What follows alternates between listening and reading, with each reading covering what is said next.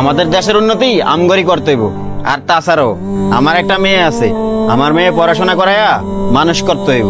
ঠিক আছে ভাই, আপনি যা ভালো মনে করেন। ভাই ভাই ভাই, আপনার মেয়ে দেখলাম এখানে অজ্ঞানে পড়েছে, একটা লোক নিয়ে আসতেছে। আরে কি কস তুই? আমার মেয়ে অজ্ঞান হয়ে পড়ে আছে, চল তো যা দেখি।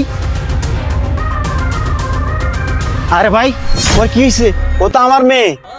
আর ভাই আপনি কইবেন না যে এটা আমার মেয়ে? আর আপনি আমার মেয়ের কথা কইলে তো আমি পানিটা ফ্রিতে দিয়ে দিতাম। আপনি কে লেগে কইলেন না এটা যে আমার মেয়ে? মারে। ও আচ্ছা, বুঝতে পারছি।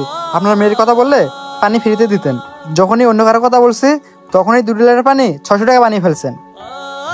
ভাই আপনার মেয়ের কথা না আমি বাতিয়ে দিলাম, ধরলাম অন্য কারো সন্তান, সেও তো কারো না কারো কলিজার টুকরা। ভাই আর একটা কথা, আপনি জানি কি বলছিলেন, দেশ পাল্টাবে না, আগে আপনার চিন্তা ভাবনা পাল্টান, দেখবেন দেশ এমনিতে উন্নত হয়ে গেছে। হ্যাঁ ভাই, আপনি ঠিকই বলছেন। এখন আমি আমার ভুলটা বুঝতে পারছি। আরে ভাই বাদ দেন তো সে কথা, আগে মেয়েটাকে নিয়ে চলেন হাসপাতালে যাই। হ্যাঁ ভাই চলেন চলেন। মোশারফ তুই দোকানটা দিক খেয়াল রাখিস।